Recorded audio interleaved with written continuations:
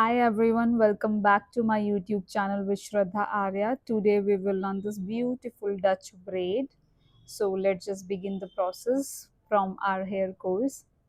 First we need to take in the guideline, then dividing it in three equal proportion.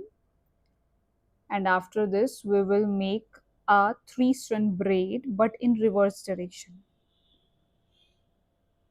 Then continue adding the hair from both sides as you can see in the video. Continue watching this video to get the idea how to make this beautiful braid.